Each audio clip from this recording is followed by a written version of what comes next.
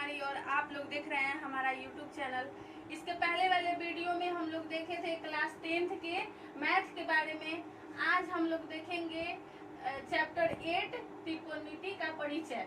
इसके बारे में हम लोग समझेंगे। इसमें सबसे पहले हम लोग कुछ फॉर्मूला देखेंगे, उसके बाद क्वेश्चन पे ध्यान देंगे।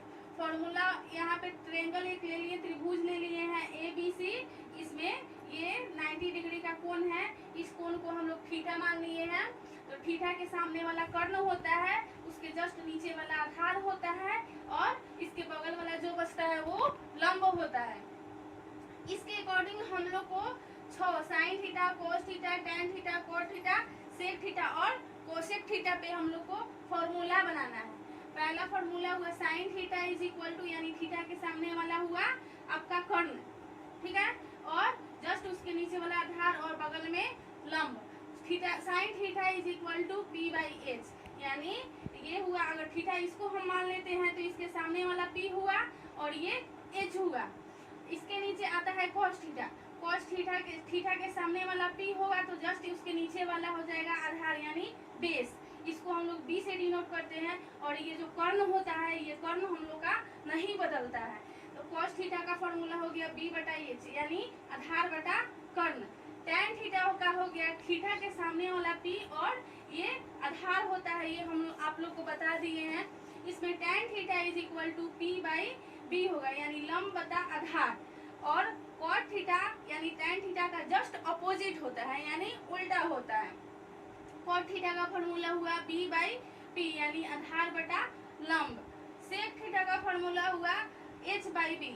sec थीटा cos थीटा के जस्ट अपोजिट होता है, यानी हम लोग इसमें ये तीन साइन थीटा, cos थीटा और tan थीटा का फॉर्मूला याद कर लेते हैं या फिर समझ लेते हैं तो आगे का ये तीन cot थीटा, sec थीटा और cosec थीटा का फॉर्मूला अपने आप बन जाएगा।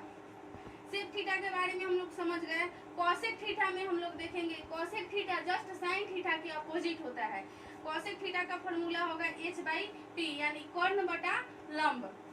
उसके बाद आता है एक न्यू स्टेप आता है फॉर्मूला का, जिसमें हम लोग देखेंगे यहाँ पे है साइन थीटा। साइन थीटा का फॉर्मूला होता है 1 बटा कोसेक थीटा। साइन थीटा को हम लोग 1 बटा कोसेक थीटा भी लिख सकते हैं, जैसे हम पहले इसमें बताए हैं कि साइन थीटा का उल्टा कोसेक थीटा, कोसेक थीटा का उल्टा साइन थीटा होता है, cos थीटा का उल्टा सेक थीटा और सेक थीटा का उल्टा cos थीटा होता है, tan थीटा का उल्टा cot थीटा और cot थीटा का उल्टा tan थीटा होता है। उसी तरह cos theta is equal to 1 बटा सेक थीटा। यहाँ पे आया formula 9 number, tan theta is equal to 1 बटा cot थीटा। इसको हम लोग sin थीटा बटा cos थीटा भी लिख सकते हैं। इसको तोड़ा जाएगा तो इसके फॉर्म में ये आ जाएगा। cot theta is equal to 1 बटा tan थीटा।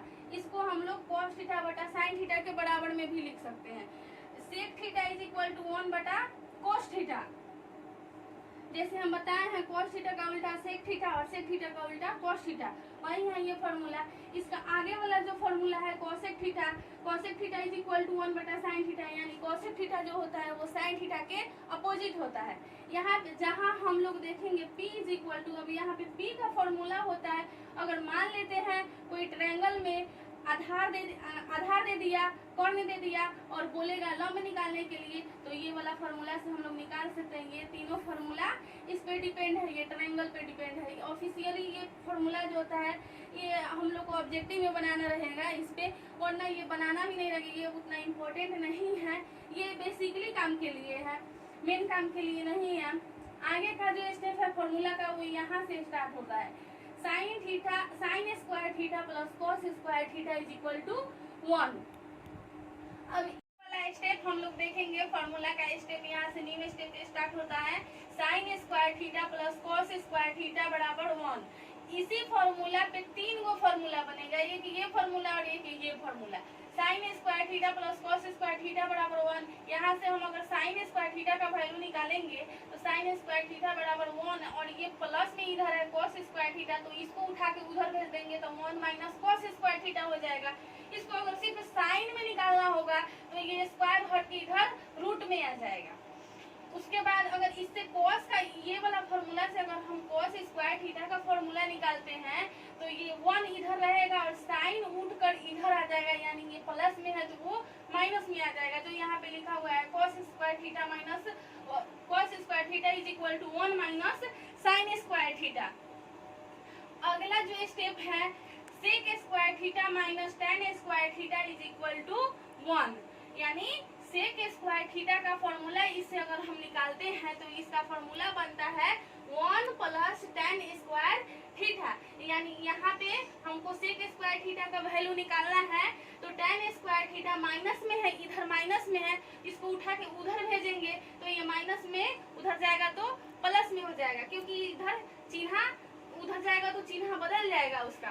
तो इसका sec स्क्वायर थीटा का फॉर्मूला हो जाएगा 1 प्लस tan स्क्वायर थीटा, और यहाँ पे tan स्क्वायर थीटा का निकालेंगे तो tan square theta is equal to sec square theta को हम उधर भेजते हैं तो sec स्क्वायर थीटा माइनस 1। उसी तरह से नेक्स्ट स्टेप जो है cosec square theta minus cot square theta is equal to 1। इससे हम लोग cosec स्क्वायर थीटा का फॉर्मूला अगर निकालते हैं तो cosec square theta is equal to 1 plus cot square theta, जो यहाँ पे इसके पहले वाला में ऐसे ही है, सेम ऐसा ही है, वैसा ही इसके जस्ट नीचे वाला में है। माइनस में cot स्क्वायर थीटा है, इसको उठा के उधर भेजेंगे तो वो प्लस में हो जाएगा, यानी 1 प्लस cot स्क्वायर थीटा, और cot स्क्वायर थीटा का फॉर्मूला निकालेंगे इस फॉर्मूला से तो cot square theta is equal to cosec square theta minus 1। इतना हम लोग को ये त्रिकोणमिति का परिचय यानी चैप्टर 8 में हम लोग को इतना फॉर्मूला पढ़ना है। आगे भी कुछ फॉर्मूला पढ़ना है, वो हम लोग आगे चैप्टर पढ़ेंगे तो उसमें बताएंगे। सो स्टूडेंट, आई होप आप लोग को ये फॉर्मूला समझ में आ गया होगा। आगे जो भी समझ में नहीं आएगा वो कमेंट बॉक्स में कमेंट करके आप लोग पूछ सकते हैं, और आप लोग को और अच्छा से पढ़ना है, नोट तैयार करना है तो कमेंट करके बोलिएगा, हम पीडीएफ भी प्रोवाइड कर देंगे, मेरे प्लेलिस्ट में आप लोग को मिल जाएगा। सो स्टूडेंट, मेरे चैनल को लाइक शेयर एंड सब्सक्राइब जरूर कीजिएगा। Thank you so much.